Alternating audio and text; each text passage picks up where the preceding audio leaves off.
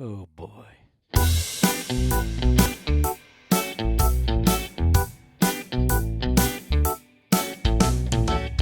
When I wake up each day, I feel so weary. Try to face the world, but it's so dreary. But I found that special thing that makes me cheery. Time to do music theory. Music theory.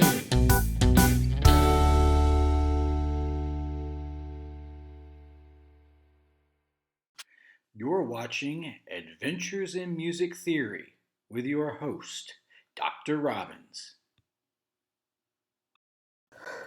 So, a very happy Monday, May the 4th to all of you.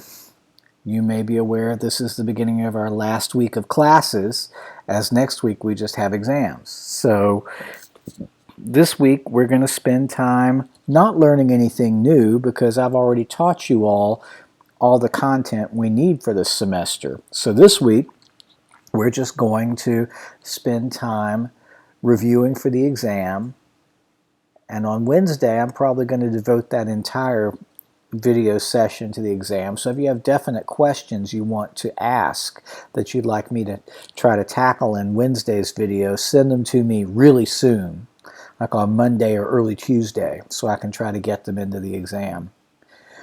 And other than that, today we're not going to do a lot. We're going to talk about the homework assignment that I told you could hand in today. And I just want to remind you again that the last day to hand in any homework for this class is this Thursday, May the 7th. That's the last day assignments can be due, and I'm not going to accept any homework after that day. And that's not a huge issue because you may remember in our last session that I made an announcement about the homework policy and how the homework assignments are going to work, and it's worth repeating. So let me remind you again what the homework information I gave on the last session was. Essentially, the homework assignment is this. You don't have to do any of the homework I've assigned since this class went online at the end of March. That does not mean that there is no homework due for the, with the pop chord symbols, they always tell you what note the bass should be playing. If it's a root position chord, the bass should be playing the root. If it's an inverted chord, then it tells you that because there's a little slash and it tells you on the right side of the slash what note the bass should be playing. So just follow these pop chord symbols, write those letters down as notes beneath in the staff, and you'll be good to go. It'll look like this. And it'll probably look rather exactly like that if you do it the right way, because there aren't a lot of choices here. Really, the only note that could perhaps be different from what I've got would be the very last one. You could have written the upper A for the bass instead of that low A. But all the other notes probably need to be where they are. You wouldn't want to write the low F sharp for the bass here because it would be such a big jump down from that A to that F sharp. And then, of course, the E's and the D's are out of the bass range anyway. So this is how you want your bass line to look, with maybe the last note being an octave higher.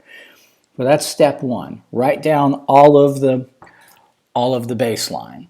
And then we're going to go through and do good part writing. And good part writing is in part what those little arrows at the bottom of the page are reminding us about, which is in all our seventh chords, let's remember that the seventh of the chord needs to go down by step. And in all of our secondary dominants, they have those things called secondary leading tones, so we want those to go up by step. And sevenths are going to be shown in the part writing exercise we do with red arrows that go down, and secondary leading tones will be blue arrows that go up. So let's go ahead and start writing the upper voices now that we have our bass part. And we're going from a root position A major chord to a root position F sharp minor chord. A lot of times the name of the game when we're doing this is move voices by step and retain common tones, and that helps produce nice smooth voice leading. Whether it always produces dynamic sounding music or not is another issue, but we're not trying to write dynamic sounding music when we do homework. We're trying to show good voice leading. So In an A major chord, there's an A and a C sharp and an E. And in an F sharp minor chord, there's an F sharp and an A and a C sharp. So there are actually two common tones between those chords. I would recommend keeping them both. Keep that C sharp in the soprano voice, keep the A in the alto voice, and the only voice that needs to change pitches is the tenor voice. It needs to go to something that fits in the F sharp minor chord. So it needs to get off of that E from the first chord. And it could go to any note in the F sharp minor chord. I'm going to take it up a step to the F sharp just because that's the closest note there is. So there, if you do that, you've definitely got some good voice leading going on. Holding over common tones, moving voices by step, and then letting the bass do what it needs to do. Let's try the next one. So for the next one, we're connecting that root position F sharp minor triad to a root position D major chord. And the D major chord has D and F sharp and A in it. And the F sharp minor chord has F sharp and A and C sharp in it. So again, we've got two common tones. We've got an F sharp and an A in both chords. I'm going to say let's keep them where they are. Let's keep the A in the alto and the F sharp in the tenor.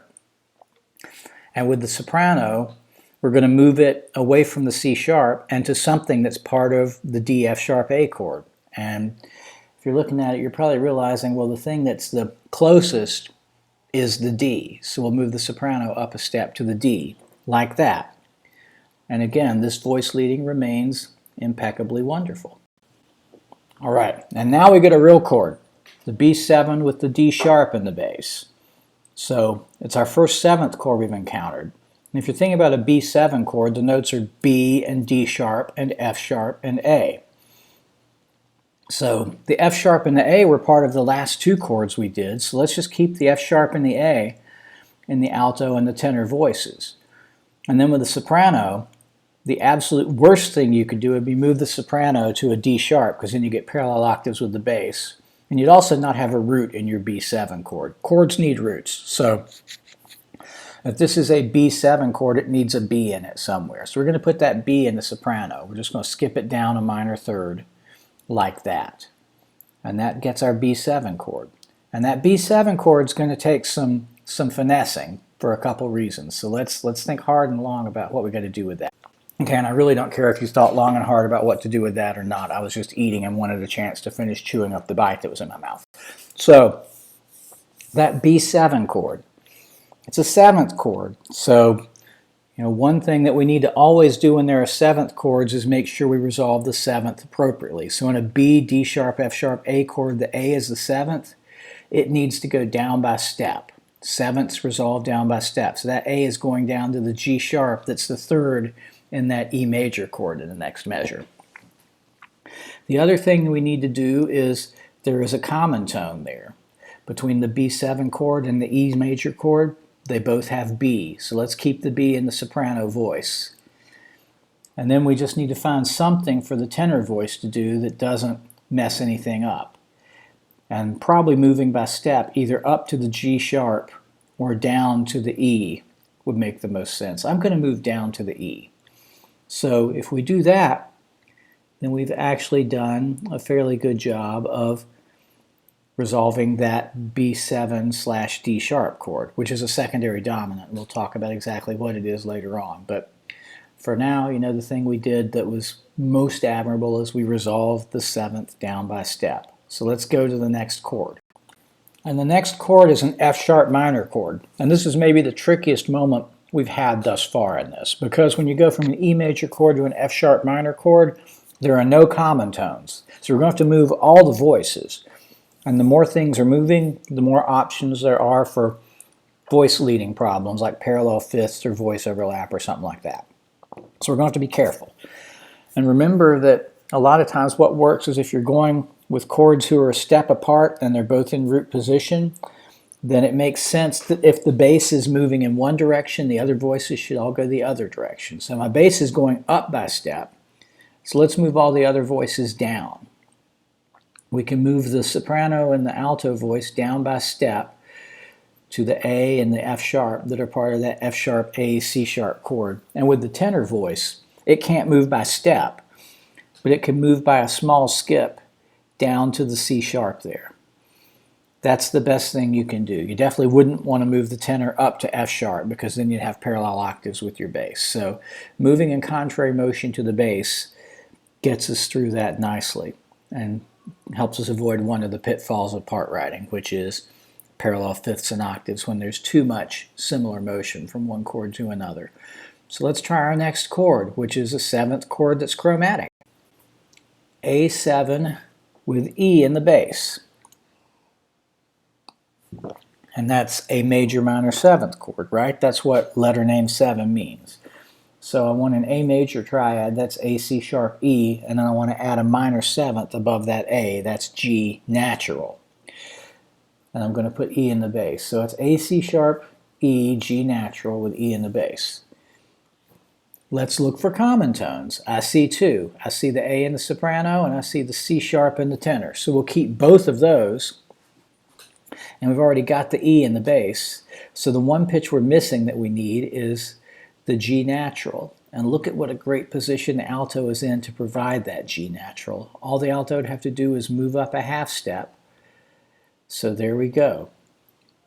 G natural, like that. And now we're ready to go to the next chord. And again, we're going to have to be a little bit more on the spot with our resolution because it's a seventh chord. So with the seventh chord, in the A, C sharp, E, G chord, the G is the seventh. It needs to step down to the F sharp that's in the D, F sharp, A chord we're going to. Where should we put the A in the D, F sharp, A chord? You bet you know. In the soprano, right? It's the common tone. And then we need to just find something to do with the tenor voice. And the something to do with the tenor voice is move it up a half step from C sharp to D.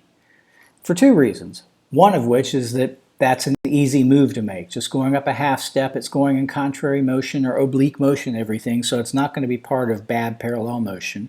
And the other thing is that A7 chord, that's actually the 5/7 of D.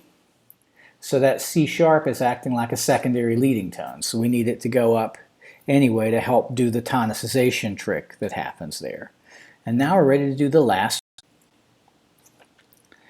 So for the last chord, it's A, C sharp, E. Obviously I'm going to sing the fight song about hold the common tones. So we're going to keep the A in the soprano. And we need an E and a C sharp. And if you look at the alto and the tenor, you can see that both of them can get us the E and the C sharp we need by simply going down by step. The alto goes down by step to the E, the tenor goes down by step to the C sharp, and we've got a good A, C sharp, E chord at the ending there that we approached with good voice leading. So now let's go through and figure out what type of Roman numerals we should be calling all this. And I've already told you should analyze this in A major, so there are the Roman numerals. You could probably have figured out this makes better sense to analyze in A major anyway, because it starts and ends on an A major chord. You don't see any leading tones from F sharp minor.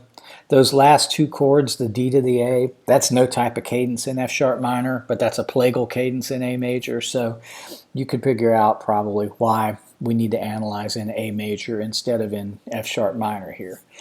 If you go through and you look at what we've got, then you can see that there are actually two secondary dominants in this passage. There's the 5-6-5 of 5 chord that happens at the end of the first measure, and then there's the 5-4-3 of 4 chord that happens on the third beat of the second measure. Both those chords are readily visible as secondary dominants because when you look at them you see chromatic pitches that aren't part of an A major scale, D sharp and G natural. So those let us know we're going to have to analyze these chords as something that's not just a regular old one Roman numeral chord, but it's going to be these secondary dominants that require two Roman numerals to analyze. And we called the first one 5-6-5 of 5 because its root is B. So when B is the fifth note or the dominant, the note of perfect fifth down that's the tonic is E. And E is the fifth note in A major, so that's why we call that 5 of 5. And likewise, the chord that's the secondary dominant in the second measure, the A7 chord, when A is the dominant, if you go down a perfect fifth, you realize that D is the note that A is the dominant to, and that's 4, so that's 5-4-3 of 4. And then all the other chords are relatively easy because they're just diatonic chords in A major. Okay, hopefully this makes sense. Let's try another one, shall we? So here we have one that uses figure bass. And I always tell y'all that figure bass is just about intervals above the bass note. At least it was in the days when it was actually a system people used in musical performance on a regular basis. Now we know a little bit of extra stuff about it. Now when we see that 6-5 under the first bass note, we know that that means it's going to be a 7th chord in first inversion. It might be the case if you went up to somebody who was a musician in the 18th century and said that, they would have been like, what's a 7th chord in first inversion? And he or she wouldn't have known that. That wouldn't have been something that was a musical discovery in their world yet. But they would have known play a 6th and a 5th above that bass note. So we're gonna do things that way. We're going to take these numbers very literally. So what's a 6th above C sharp? It's an A. See where it should go? It should go in the alto where it already is. And then a 5th above C sharp is a G of some sort. And since there's nothing saying raise it, lower it, or anything, we're just going to write the G that's in the key signature. So it's going to be G natural. Do you think we should put it in the tenor or the soprano voice?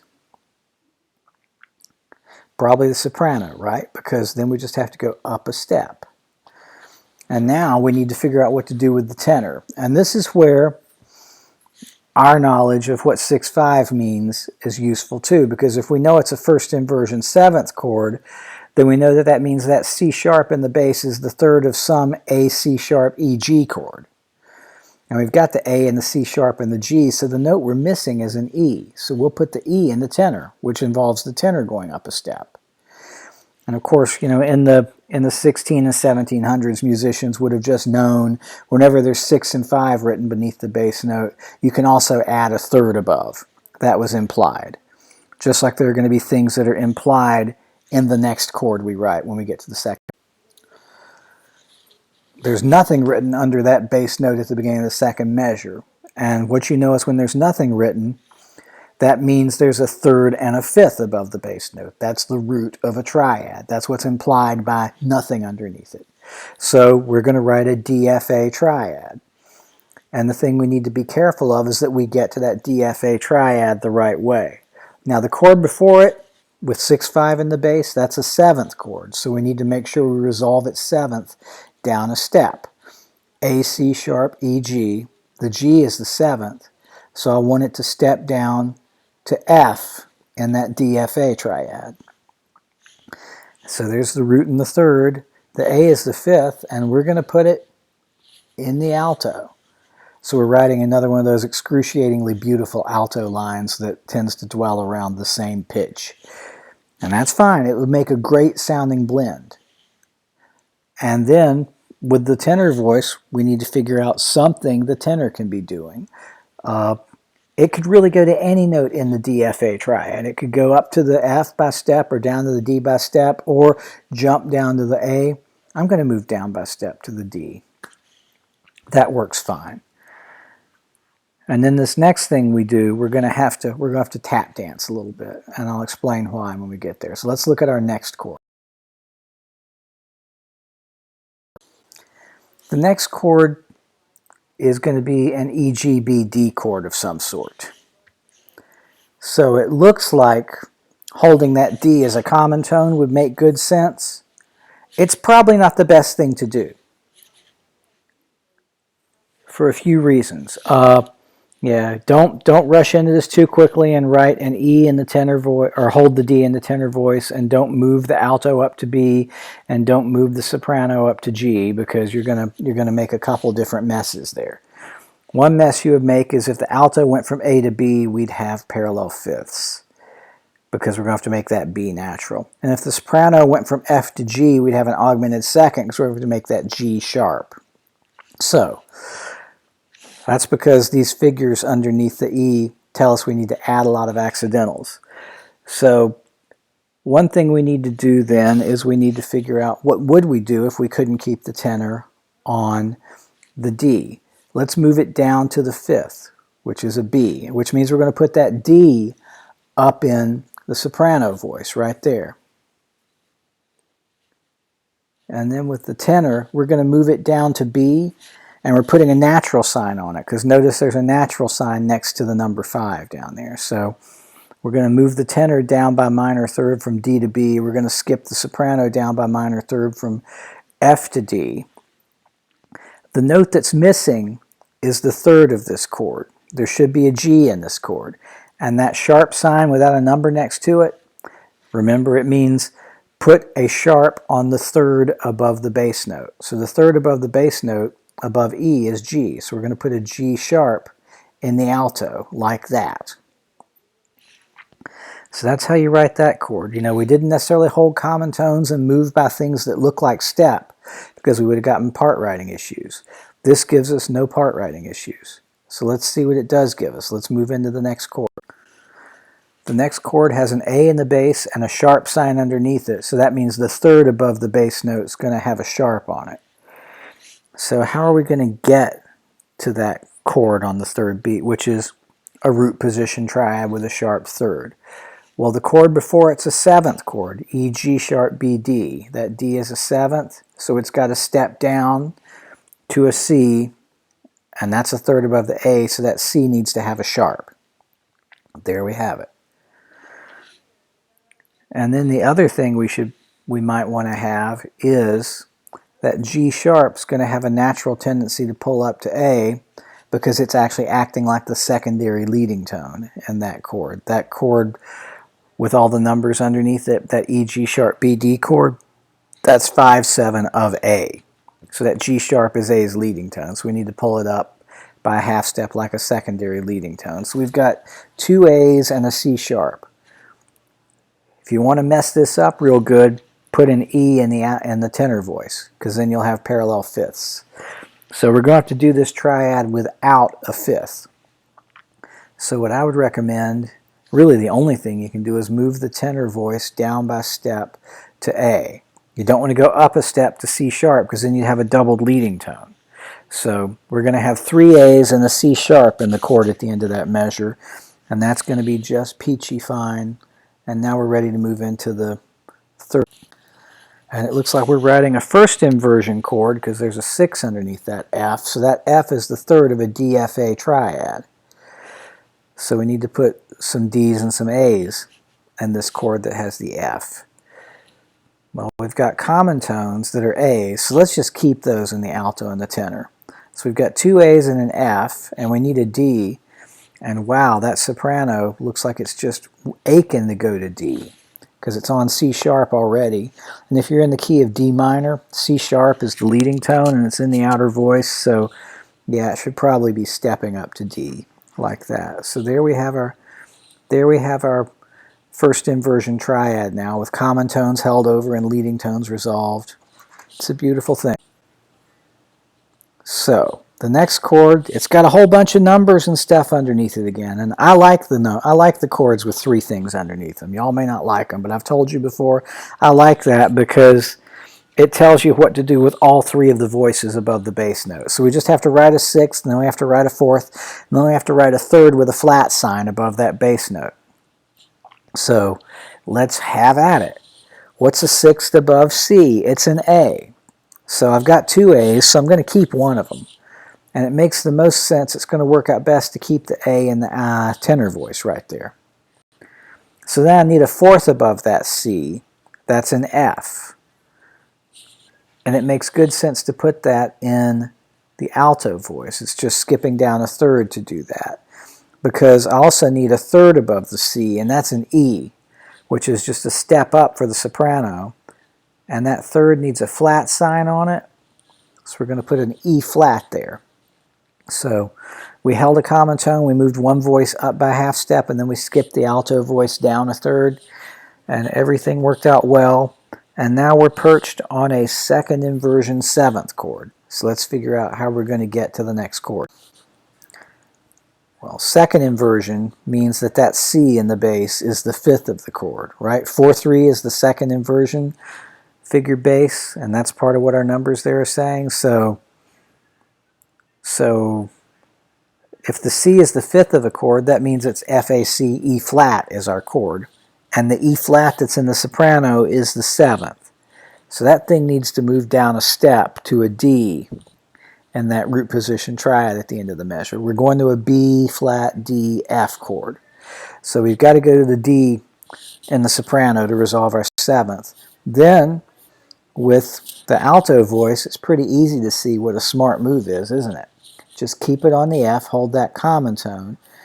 And with the tenor voice, maybe we move it up a half step to B flat. And not only maybe, but maybe we do it because that F-A-C E flat chord is 5/7 of B flat. And that A in the tenor is B flat's leading tone. So that blue arrow is reminding us that that was a secondary leading tone we resolved there when we went from A to B flat. So we're almost done. So let's look at the last measure. I've told y'all before, a lot of times it's at last measures where people make mistakes. Like one mistake people might make here is deciding that they can keep the upper two voices where they are and just move the bass down by step to the A. That looks really good until you realize that creates parallel octaves between the tenor and the bass if you move the tenor from B flat down to A. So instead, we're going to have to do what we did a couple measures back. We're going to have to jump some things around, even though it means giving up some common tones. The chord at the beginning of the last measure, it's a 6/4 chord. And remember about 6/4 chords, that doubling matters. In a 6/4 triad, second inversion triad, you always double the bass note. So we're going to have two A's in that chord. But we don't want to have the other A in the tenor because we'll get parallel octaves. So we're going to have to put the A somewhere else. And that means we're going to have to move the tenor to a D or an F. So let's move the tenor up to the D.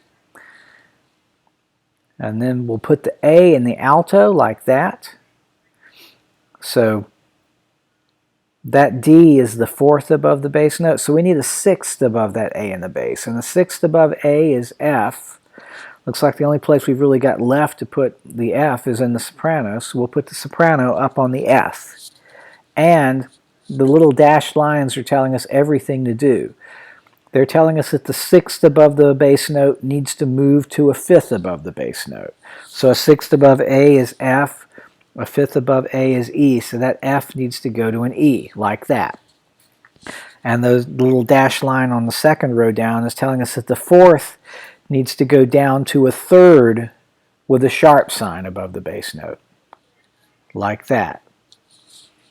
Which means we're ending on a 5 chord. We're ending on a half cadence. So that's how we finish this. So we had to maneuver a little bit there to avoid the parallel octaves, but other than that, things work well, and we resolve that cadential 6/4 chord at the ending the way you expect it to resolve, with a double bass note and the upper two voices moving down by step to notes in the 5 chord. And if you want to put some Roman numerals on it, they look like these. So we've got a couple of secondary dominants, right? We had that 5 of 5. And if you look at it, you can see some notes going on in it that aren't really part of D minor. The G sharp for sure. The B natural can show up in D melodic minor, but here it's being used as part of a chromatic chord instead. And then we've got that 5/4/3 of 6 chord that's chromatic because of that E flat that we put in it. And then we've got some things in here that have notes that aren't in the key signature, but they're not chromatic notes. They're like the C sharps that are just the leading tone we need in D minor to make it sound like the way we like D minor to sound. So there are your Roman numerals, and they're not quite complete. Look at it and figure out what important piece of information has been left out. I didn't ask for cadences, but it would be nice if somebody had written half cadence at the end there, but that's not essential. If you're not asked for the cadence, you don't have to give it. But the thing that I left out is there's a second inversion triad. And second inversion triads always have to be identified by their function, or else that's not enough to get you credit for them. So that 1/6/4 chord, tell me what kind of 1/6/4 chord it is. And as I said a second ago, it's a cadential 6/4 chord. So when you're doing harmonic analysis, if you see 6/4 chords, make sure you tell me what function they are. And the other thing too is make sure they're 1s or 4s or 5s. You know, there are no 264 or 664 chords out there, so watch out for that. 6/4 chords are primary triads only. Okay, so I feel like we're done for today. Really almost done for this semester. So for next time, there is no more homework. I hope you all have enjoyed all the lovely homework I've given you throughout the year. I will promise I will give you more next year, but we're done for this semester. No more homework from me. So remember, if you haven't done any homework and you intend on handing in the homework, you have to hand it in by Thursday of this week. After that, I'm not taking it. But for Wednesday, there's no homework, but we're going to spend Wednesday reviewing for the final. So I want you to think about any type of questions you might have about the final exam. On Moodle and on Google Classroom, I have posted a practice version of the exam. And I'm going to try to keep your exam on the short side. So the practice version shows you what the skills portions of the exam are going to be like, the part writing part and the what chord is this or write this chord part is going to be like. The only thing it doesn't really show is there's going to be a page of short answer questions that I want you to answer. But for next time, think about what study questions you might have. Try to get online and take the practice exam and see how you do. I've also posted the answers. I think they'll be accessible starting at 3 o'clock on Monday afternoon. So other than that, we're basically done for today. So you all go off, have fun doing whatever you do, stay safe and healthy, and email me or message me if you need me before Wednesday, and otherwise, we'll be back Wednesday. Remember, if you have questions you want me to specifically address Wednesday, get them to me quickly, and I'll try to incorporate them in Wednesday's lecture video. So, have a fun time. I'll see you soon.